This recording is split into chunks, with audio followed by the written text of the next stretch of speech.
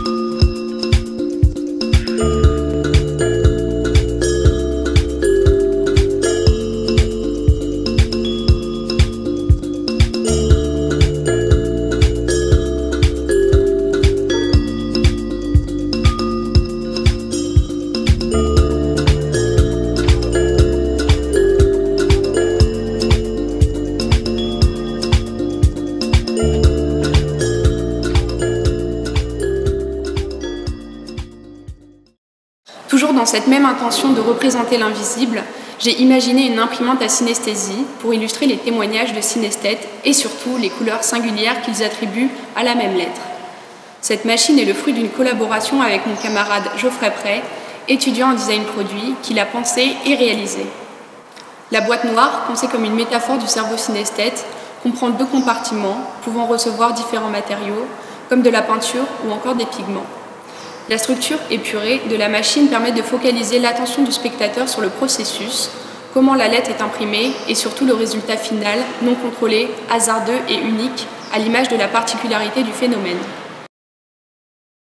Donc, la constitution de ce territoire de recherche a été primordiale pour moi dans l'appréhension du phénomène et aussi pour pouvoir prétendre répondre à une véritable commande sur le sujet. Alors j'ai réinjecté cette plasticité dans un travail d'identité visuelle, celle du projet Synestheory de Vincent Mignereau, pour lequel j'ai construit une identité à la fois graphique et théorique. La demande formelle était de trouver une sémantique propre à la perception multimodale, le tout devant évoquer la transdisciplinarité définissant le projet, son rapport entre synesthésie, art, philosophie et science. Pour répondre au mieux à cette commande, j'ai appliqué à mon travail de graphiste la pensée du peintre russe Vassili Kandinsky, qui a consacré son œuvre théorique et artistique à la retranscription de son audition colorée. Ces tableaux étaient composés comme des partitions, construits selon un vocabulaire de formes et de couleurs qui, selon leur agencement sur le tableau, en composaient la grammaire. Alors j'ai décidé de composer mon propre vocabulaire de volumes, auquel j'ai assigné à chacun un sens et une couleur précise. Ces correspondances sont fondamentales car elles sont la base de toute la conception graphique.